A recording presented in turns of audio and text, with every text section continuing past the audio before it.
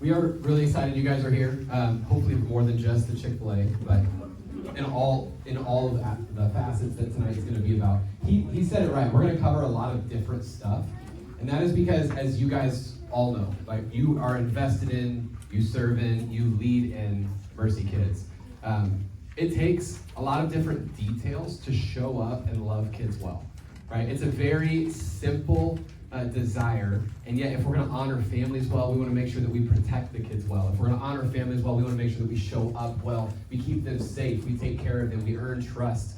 And so that's why there's a lot of different details tonight. And so as you do have questions, write them down. As you have things that come to mind, write them down, because we want to be able to connect and answer those and make sure that you guys, you have everything that you need, that you feel fully equipped and prepared and ready to enter every single Sunday morning as a mission field to love on and take care of all of the families that show up to Mercy Kids.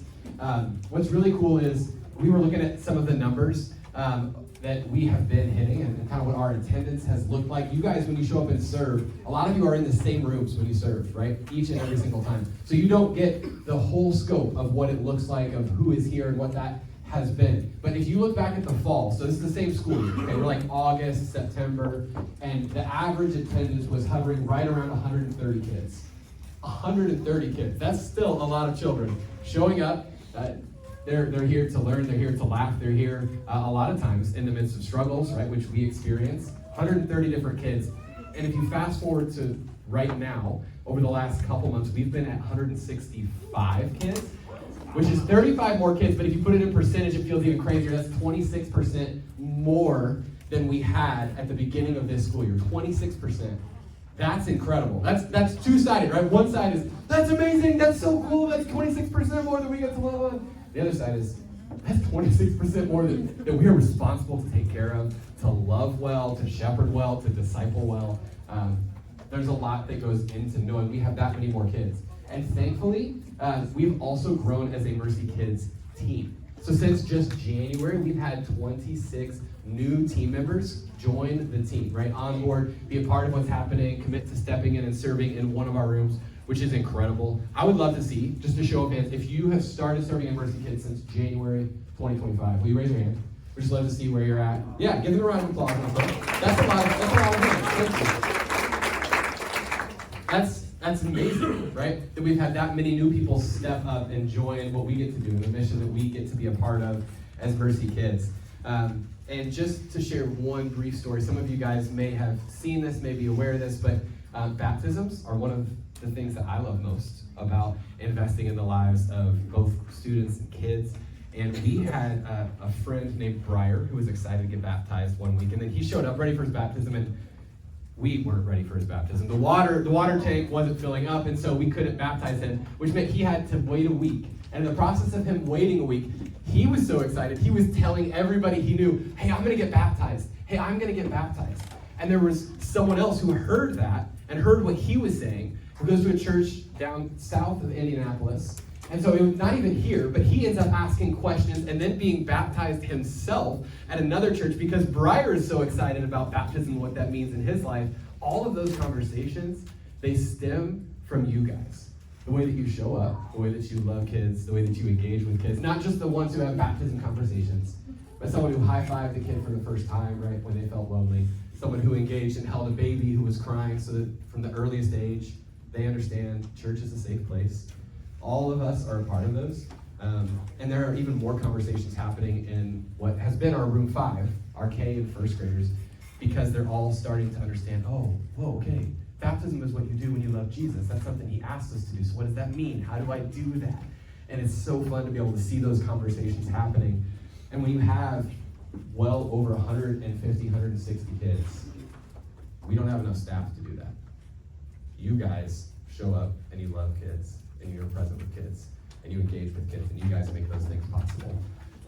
And then you look at something like Ballapalooza. We have 225 kids here for Ballapalooza, 3 days in a row, which is families who go to church here, families who go to church somewhere else, and families who, they don't go to church anywhere, but they showed up, and they got to play sports. They also got to learn about Jesus, and they got to have small group leaders pour into them. I mean, that's unbelievable too. And then, I mean, the reason that we're here for a lot of this new information, right? Because we're going to go tour a brand new building. where hundreds and hundreds and hundreds of people in this church believe enough in you all to say we're going to build a new building to love on kids, where all of the team of Mercy Kids gets a brand new space to show up, to serve, to disciple kids, to love on them, which is awesome. I could keep talking. That probably doesn't surprise you. I want to actually give you guys a chance to share some wins. And so, if you're still eating, then just look at someone else, let them go first. But we'll give you guys like 3 to 4 minutes. And it's not going to be long because we want to honor your time. We want to get you out of here on the back end. 3 to 4 minutes, but just share around your table. What is a win that you have seen? Either this school year, since you started serving in Mercy Kids, if it's only been a couple weeks. What is a win that you've experienced, something you've seen in a kid, in a family, in a moment, in a classroom? Just share what some of those have been around your table. Don't monopolize the time. Some of you guys, you like to talk, and you're really good at stories. Don't take the whole time. You only got 3 to 4 minutes, all right? So do that at your table right now, and then I'll be right back. All right, if you've got more stories, that's amazing. Share them later, because I'm going to keep talking right now. I just wanted to make sure that you all knew, we share much of this DNA, but just to say it very clearly, like, we exist here in Mercy Kids for a specific purpose. And it lines up with what we believe as a church, why we are here, our mission as a church. And that's that here at Mercy Kids, we exist to see kids discipled into a passionate relationship with Jesus. That is why we do what we do. And like I mentioned earlier, that doesn't mean that you're only accomplishing this when you're sitting down and you come and you're like, Josiah, I just walked a kid through salvation with Jesus. No, that's incredible. But that's one part of this journey, right? And part of that happens when you welcome a kid in who feels lonely and isolated and like they don't have friends. Part of that happens when you assure some parents who are concerned, right? Because you meet them with eye contact, you shake their hand, you give them your name. Like, this is something that we incorporate in each part of how we serve and show up in Mercy Kids. And so that is why we do what we do. And so if you've ever got a question on, oh man, what part of the lesson today, like what if I miss one part because my kids are wild? Well, we don't exist to follow every single minute of why we do what we do. We pour our hearts into it, so we hope you follow it, but we exist because we want to disciple children towards Jesus. And so that's the lens that we make decisions through. Hopefully that's the lens you guys make decisions through. And we just want to make sure you guys know that explicitly. And that's really seen pretty clearly in a verse in Colossians chapter 3. It's verses 23 and 24. Yep, we've got a slide here. Where it says, work willingly at whatever you do. And in this context, I think whatever you do, the poopy diapers you change, the bathroom trips you go on, the runner who takes off down the hallway and you're like chasing after them. Shout out to Cameron, I saw you this weekend chasing after somebody, one of our friends, right? Whatever you do, work willingly, as though you were working for the Lord rather than people. We love these kids and these families, but it's even bigger than that, right? Remember that the Lord will give you an inheritance as your reward, and that the master you're serving is Jesus Christ, right?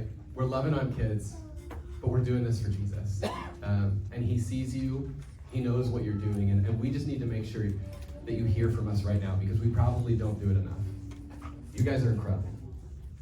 Your yes to show up means you're waking up early, means you're trying to find extra hands for your kids, means you're trying to work a lot of details out.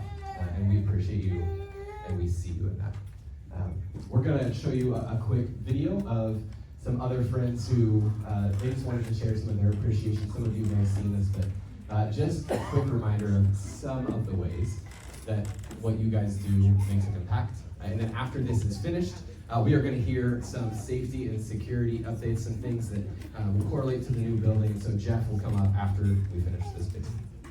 My name is Harper, and I'm in 1st grade. My name is Hadley, and I'm in 5th grade. Doing crafts and learning about God. They teach us new stories and lessons every day, well, every Sunday. I love how we can learn about Jesus and God and how great they are. Learning about Jesus and seeing all the miracles. When we say words about God, it really makes me feel good in the heart. God can do anything. He can bring people back to life. Love others. I love how I've learned about to always respect your neighbors and respect everybody. My favorite thing is learning about Jesus and you don't have to worry about what God is doing because you know the plan. They play with me and be fun. They're very kind and helpful. I love how they are so kind and nice to everybody. The teachers and helpers in the room are very kind and respectful.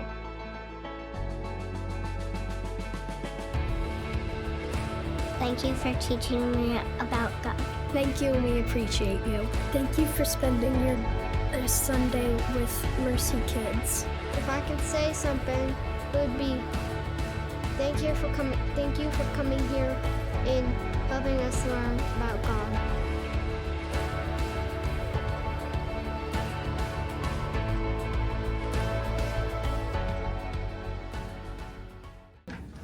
All right, so security. There's going to be a few changes, as you might imagine, with the new setup and the new configuration in the hallways and all the actual great control that they have over there with that building. It's really, really cool. So in essence, what we sat down to do, you know, everybody went through, I'm sure everybody went through what the protocols are for each of your rooms when you started on this you know, with your journey of coming in and helping out. Virtually they're very similar. It's just that they kind of now match what the building provides, and the building actually in and of itself provides a significant amount of security. So what we've got to do is take a look, and we went through, and I think, Josiah, you said there's a folder on every table, at least maybe two folders on every table that have the new procedures in them. Okay, good. I think the tables are all going to get them. You can take a look. Well, I'm sure we can send them out to you via email too if you don't happen to get one. But ultimately, there is a control point right at the beginning, or right at the entrance in the main lobby. And when we get, the security team is going to have someone sitting at that doorway, right? And that'll be their main responsibility, is to just monitor that doorway.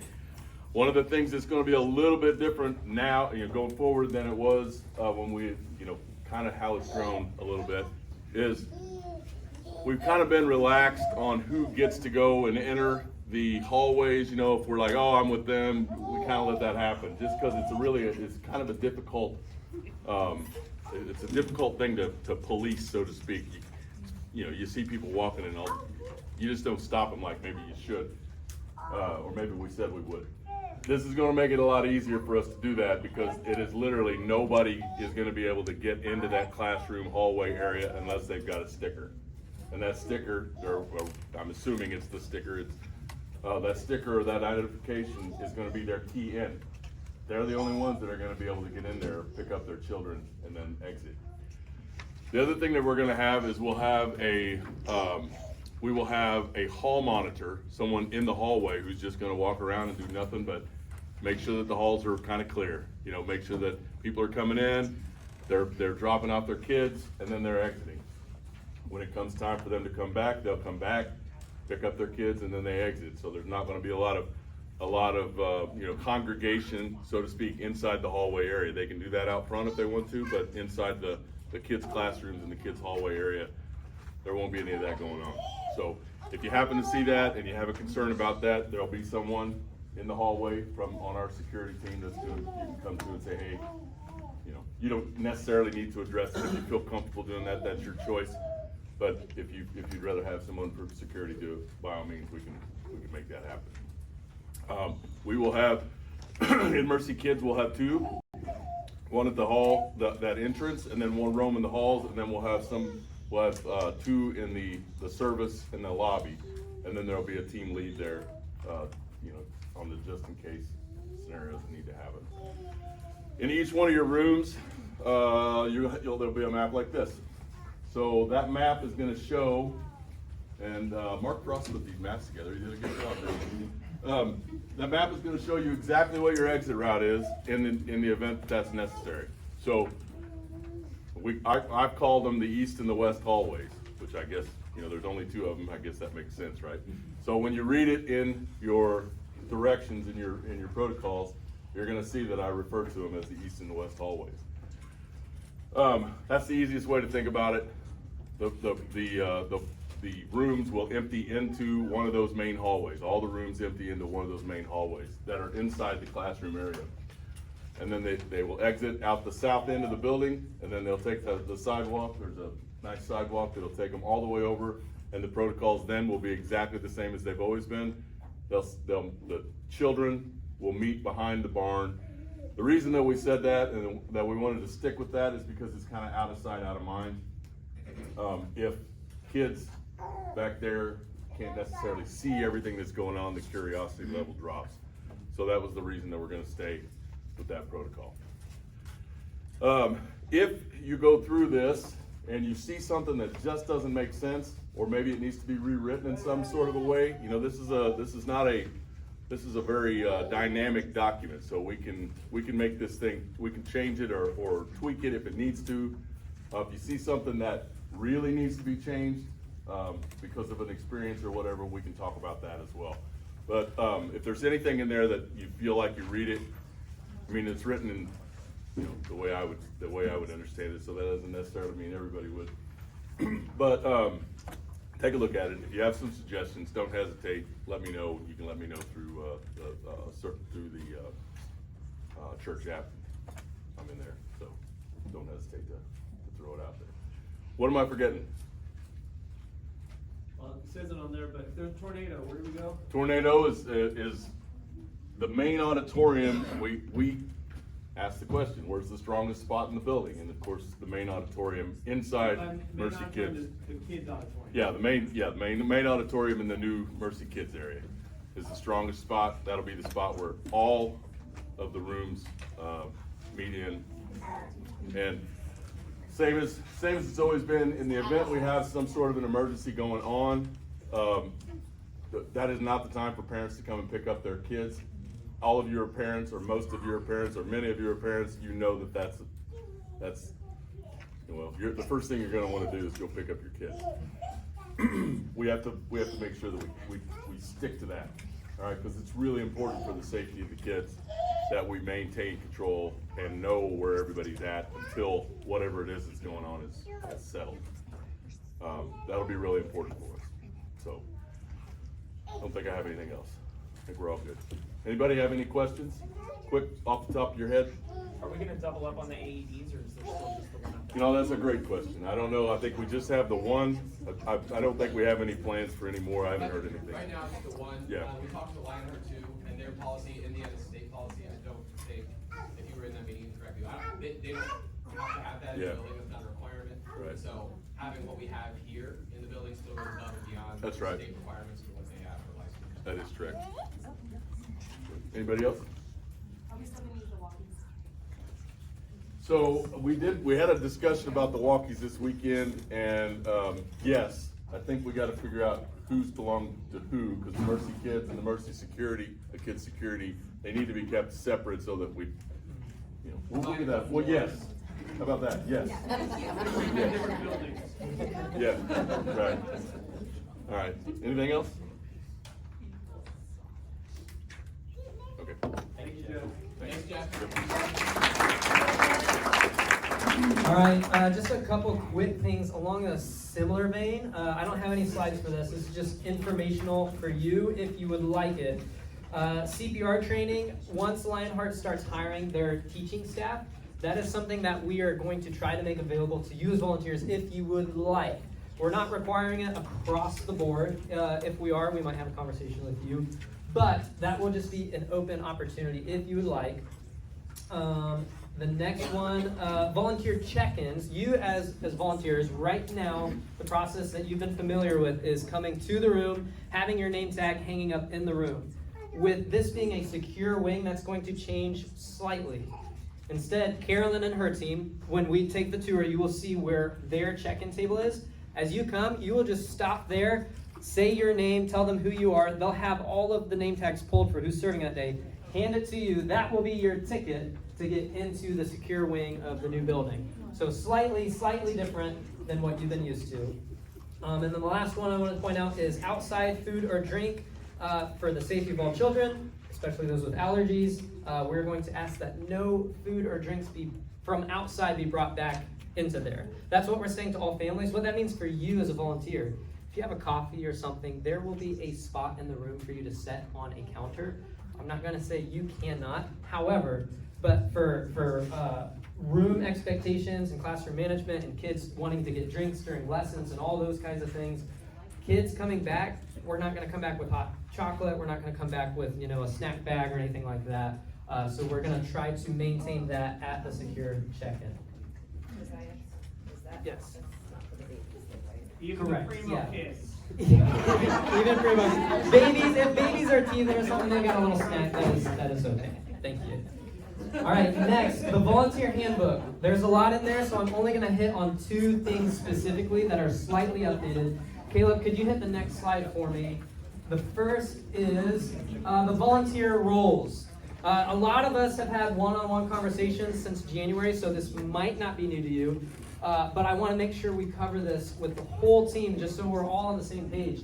The leadership pipeline, if you will, that we're going with this is having a room lead, room helper, student helper, and these are the roles in the room. And so a room lead is anybody who's been serving for 6 months or more and is leading, the lesson and those kinds of elements. And this is the hopeful vision of the goal. We're already here in a lot of rooms, but at least one room lead who's making an every week commitment for an August to May school year. And the vision behind that, the reason behind that is the consistency. The more there's consistency for kids, the more they are going to engage, the more they're going to learn, the more they're going to want to be here. Now, for what that means for room helpers is what I've asked a lot of you is to make an at least twice a month commitment, because that still keeps the consistency of working with those kids, being there with them, helping this be a welcome place for them.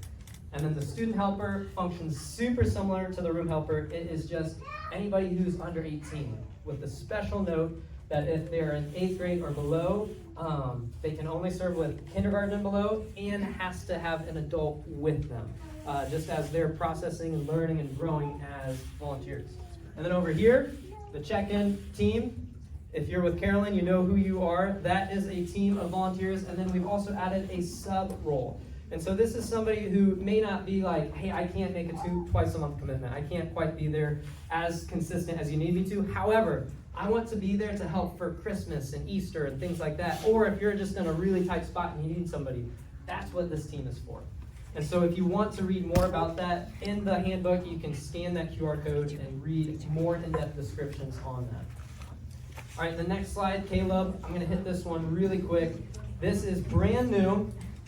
Some of you have seen this, most of you have not. The discipline policy.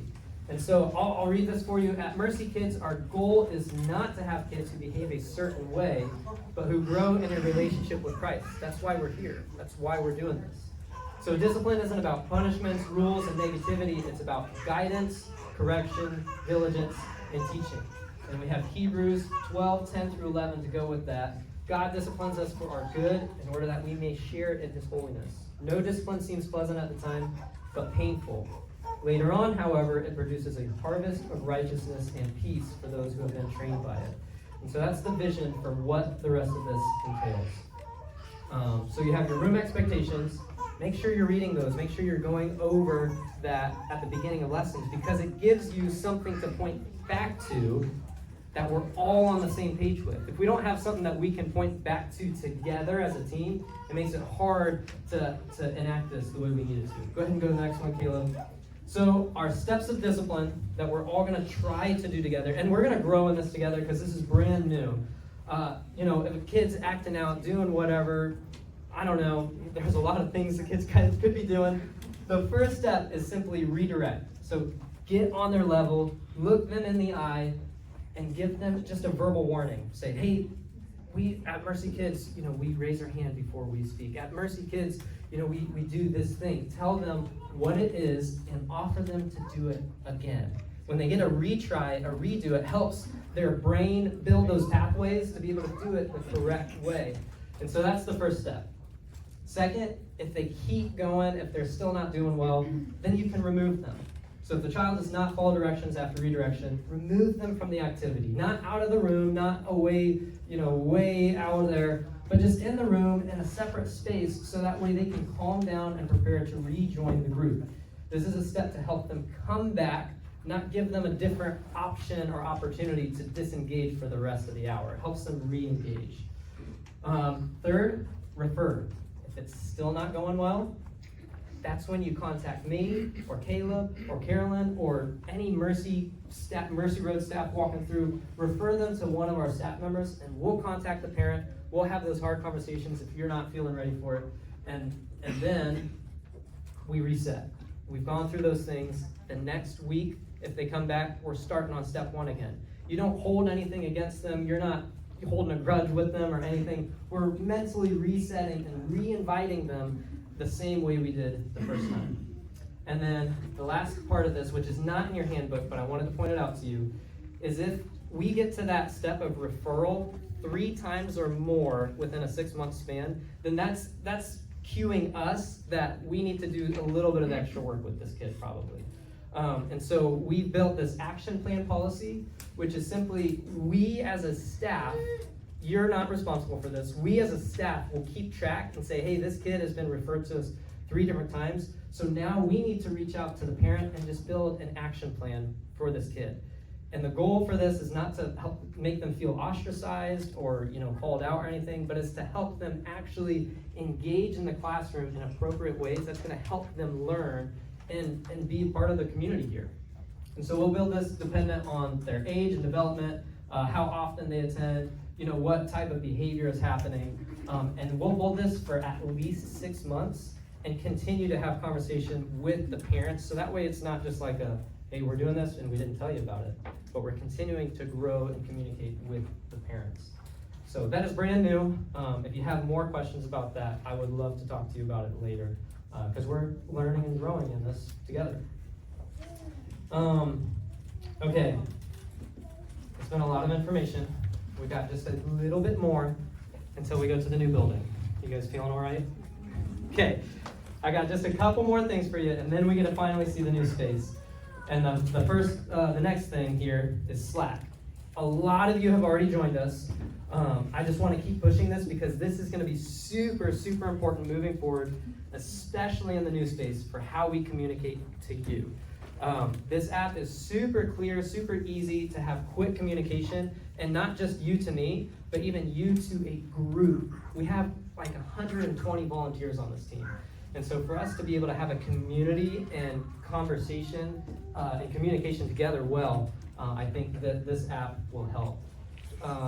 So I'll explain the channels really quick in case you don't know what they are. Maybe you're on it and you haven't quite figured it out. The main one is called general communication. That is simply for us as staff to be able to send messages to you. 120 volunteers cannot start their own message, so it won't blow up your phone and just have you have a bunch of notifications going over and over and over, but you can comment in a thread. So you can react and comment and have a conversation below something, but we as a staff will post to you. The second thing on there is celebrations. So if something special, something fun happens, something cool, you have a salvation conversation with a kid who's been crying in your room for 5 weeks straight, they finally have a good day. That's something you can post in there and just share with the team and be like, this was awesome and I'm super happy about it and I want you to know about it. And we can, as a team, as a 120 person team, celebrate together. And then the last channel that you'll be in is specific to your room. So you and the people you serve with can talk together about specific things to your room. So if you're working with 3-year-olds, you don't have to talk to a 3rd grade teacher about what's happening in their room. You can talk about your room specifically, which is I really like that feature. And so to help you in all of this, I would recommend, you don't have to do it this way, my recommendation to you for your notifications is you go right up to your icon wherever your profile is, you click there, and then the next one, go to notifications, the next one, hit all new messages. That's saying all new messages. Slack, it's okay if you give me a notification. That's my recommendation. Because the second step to that then is in a specific channel, your room channel. If you don't want notifications from 30, 40 people in your room, you can go to a specific channel. Go ahead and hit the next one. Go to the settings in that channel, and then mute that channel. So you'll still get messages, but it won't notify you on your phone. That's my recommendation to you. You don't have to use it that way, but that keeps the general communication open to give you a ping on your phone, but will keep, the chatter in your own room to a minimum. So again, if you have questions about that, please ask me. I would love to help you out. But especially in this new building, communication is going to be key, and that will help a lot.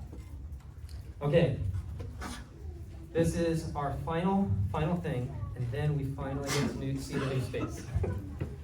Because this new space is exciting, because there's a lot happening, and this is kind of a new season for Mercy Kids, I want it to be intentional with how we approach this time. So if you were in our fall training, we did something super fun, which I really liked, just a time capsule. And if you wrote one, I have them here for you. You can pick them up after. What this was simply an opportunity for you to write a letter, write a card to yourself. And when we did it in the fall, and what we're going to do now, was you're just writing some pieces, a prayer over the new space, or specific kids and families that come to mind, just writing a prayer for them. Or a verse, a passage that comes to mind, anything that you're feeling you want to speak over this brand new space. Or one thing you hope to see happen in the next year. This is for your eyes only. I do not open these up and look at them. And in 1 year, we'll come back together, have a training probably in the summer at some point, and you get to open up this card and just have a testimony to yourself of the things that God did in and through you and in this space. And so we're going to take probably just 3-4 minutes. I have cards up here and up here. On the front is a blank white card, and there's envelopes behind it. Just come up, grab a card. Caleb, we might pass them around. Just write one of these things, seal it, put your name on it. Putting your name on the envelope is important. And then come drop this in this bucket.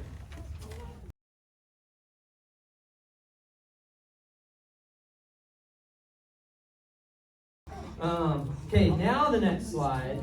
There it is, a picture, the blueprint again, of the new area. And so this can be a little bit confusing for some. So listen close, it's going to take a long time to get this locked in our brains. I was struggling a little bit today. Starting here in the purple, where it says 1, this is our new room 1. If you were in the nursery with crawling babies, that is now room 1. If you were in the previous room 1 with walking babies, that is now room 2. Rooms 3 and 4 are unused by us right now, so this is where it gets more confusing. If you work with 2-year-olds, which was room 2, you are now room 6. What? It will make more sense when we get there because of the size of the rooms. If you were in room 3 with 3-year-olds, you are now room 5. If you were in room 4 with 4-year-olds through pre-K, that is now room 7.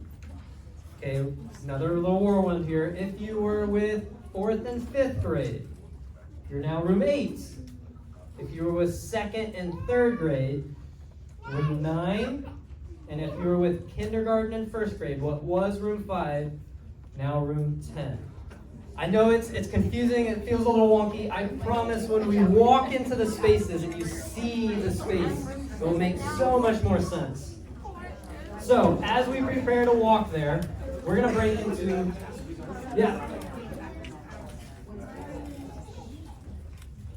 I just want to speak into that. Number one, some of the rooms will change over time because we're currently not using 2 rooms. So as we continue to grow, we're going to grow into more rooms. So right now we have 8 classrooms here. So we're just trying to move over to the new building and not disrupt the actual classroom setting. So things will change again. Be used to change. Eventually we'll probably open up another classroom and then things will shift. So we're wanting to have room 1 through 10 being the names, and it kind of messes things up in that way. The second thing is we designed this building primarily, it's going to be used 5 days a week, 12 hours a day, for Lionheart Children's Academy. So the design, if you come Monday through Friday, you're like, oh, everything's in perfect order of how the classrooms are. And so we're repurposing for on Sundays which is why it's not a nice clean line of the way that you'd be like, oh, that room should be for whatever, fill in the blank. We have to turn over some classrooms. I'm going to talk a little bit more about that afterwards at the end. But just so you understand hey, why is it not perfect, classroom down straight line the way that maybe we would design for Sunday? And the reason is because we decided we're going to prioritize making sure that this works for the preschool, Monday through Friday, being used. It's going to be used 60 hours a week by Lionheart. And also, these classrooms are going to be state licensed, and so we had to meet code for each room, for each age group, and all that kind of stuff. So we're repurposing on Sundays for us, and we prioritize the community that way. So just to help understand the law. And part of that too, what's cool, like Josiah said, you're like, oh man, why am I in room 5 instead of one of these others? Well, all the stuff Lionheart has, which is brand new and amazing, is age appropriate for the ages we're gonna have in there, right? So we're gonna be able to use all the same stuff. And so that's a blessing too, a lot of reasons. Is that fun to go walk through and see the new space? Yeah. It's exciting. Well, we, began casting this vision and dreaming this up just a year and a bit ago. And it's crazy now that what was once a dirt pad, actually 8 months ago, it was just dirt there. And now we are ready this Sunday to fill that place with kids. And I can't wait to see kiddos in there learning about Jesus. So thank you guys for all that you do week in and week out. Not only do I have the pastor hat, but I also have the parent hat and have 3 kids that are in Mercy Kids. And I'm so grateful for each and every one of you that pour in and invest in our families. And I've just seen in my own family just the amazing growth that has happened. Every Sunday we, after church, we have lunch together and we just talk about, hey, what did you learn today? And it's been incredible to see my kids learning and growing in their faith, and you guys are a big part of that, so thank you. 2 things I wanted to talk about as we're closing out. So one was just on the Lionheart side of things, of letting you guys know that they are launching on August 11th, and it'll be something that'll scale up. So to begin with, there might be 30 kids-ish on that first Monday. And then over time, it'll grow, and when it's full capacity, there'll be about 176 kiddos in that space at one time. And so they will continue to grow and scale up, which means they're going to be showing the building to families throughout the week and leading up to that time, and then they're going to be using it starting August 11th. So we have some time right now in these next, 6 weeks or so, where we're going to be using the building, and there's not going to be kids Monday through Friday. And we wanted to do that intentionally so we can kind of figure out our Sunday rhythms. But then we're going to have where we come in on Sunday, and there have been littles in there all week. And so there's going to be some turning rooms around in certain rooms. And you can kind of tell when you walked in, you're like, oh, tables and chairs that I recognize because I'm sitting at them right now that are in that other space. Those rooms won't look that way during the week in the future. And thankfully, as they're starting, they're not going to use all 10 classrooms. So they're going to scale up over time. So there'll be some classrooms that we don't need to turn over each week for a while, but then eventually we will. And so just with that, we tried to strategically place the rooms where we had a minimal amount of room turnover. But those of you that are serving in those rooms, we're going to need some help along the way come August of putting tables and chairs into a closet and moving some things out. And so if you're willing to help in that way, or even if you're not in that classroom and you're like, I love moving chairs, we'd love to have you join our chair moving team and help all of that. So on Sundays after church, we'll have to clean up a few things and kind of reset. And then Lionheart on Fridays, they will turn that room back for us. So you won't be coming early in the morning trying to get the room right. But we will need some people after the second service. So just wanted to share that a little bit. And it's not going to be us versus them thing. This is part of our church family. The Lionheart staff, although it is a separate nonprofit, we're going to really consider their team part of the Mercy Road team. And so as we get teachers, we're going to pray over them and launch them into the school year. And we really see this as a mission arm of our church. And so their goal is that 50% of the families that sign up are unchurched. So they're not connected to a church family. and then their heart and mission is to reach them for Christ. So we're one of the things that you guys were writing the capsule. I was just praying about God. Would we have the name of the first family that we baptize this next year? Through Lionheart, and because of what we're doing and partnering with them. So this is going to be a partnership, but just know that there will be some classroom turnover in that way of turning things back and forth. And also on that note, I'm sure you saw all the little tales that there's certain cabinets that are Lionheart, so let's not be stealing stuff from the Lionheart cabinets, but let our team know if we need certain supplies that we don't have available for you. Okay?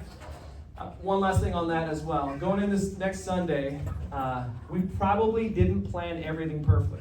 Okay, so we've built the building and we've got furniture and all that stuff, and then you're going to show up on Sunday, and there was something in the other classroom that was right because we've been doing this for almost 5 years the way we have, that we forgot to move over, or we didn't set up properly.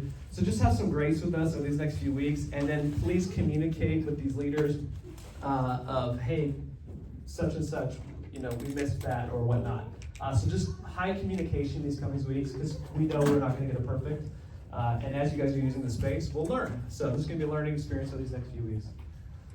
Last thing I wanted to talk about was just the staffing update piece that many of you are aware of, but I just wanted to acknowledge. So Sandy stepped down from our team. Is Sandy still in the room? No, she slipped out. Okay. Sandy has been incredible, and she really raised the bar for our church in Mercy Kids Learning and the curriculum. And for those of you that have been around for a number of years, like where we first started at with curriculum to where we are today is leaps and bounds. And I've seen that around the kitchen table with my family as I ask, hey, what'd you learn at church today? And it's been incredible what Sandy's done. And so we began a search to find a replacement, and in that we interviewed some incredible people. We began really praying about and talking of, God, what are you wanting in this next season? And Caleb, we hired him two years ago, something like that, about 2 years ago. Came from Northview. He's been in youth ministry for now a decade. And then more and more we got him involved, not only with student ministry, but with Mercy Kids. And so he's been living in both worlds. And we were kind of praying about, hey, God, what do you want in this next season? And so in that conversation, we really felt like God was saying to actually hire our next Mercy Students pastor. And so if you didn't know that, that's what we're starting to do now. So about a week ago, we put the job out there. And we are actively looking for a youth pastor who's going to be middle school, high school focused, who will serve under Caleb. And Caleb's going to be the youth pastor until we have that person. But then Caleb is going to step into being the family ministry pastor, and will focus in the curriculum and the teaching team for Mercy Kids moving forward. And so Josiah, Caleb will have a full-time youth pastor. And then we might even be getting some temporary Mercy Kids admin help in the meantime, because we don't have a youth pastor yet, and Caleb has a lot on him with juggling both those. So, one, can you just be praying for God to lead us to the right student pastor in this next season, who can really help us continue to grow Mercy students? And then Caleb is going to be overseeing, the family ministries from birth through high school and continue to grow that team. And we're praying that maybe over this next year or year and a half, as the church continues to grow, we might even add to the team in the family ministry side of things. But we really believe God has actually, when I first interviewed Caleb, I always ask, what do you want to be doing in 5 years? What do you want to 5-10 years from now? What's the dream? And I wasn't sure if he was going to say, I want to be a lead pastor. I want to plant a church, something like that. And Caleb actually said, I want to be a family ministry pastor. Like that's the dream.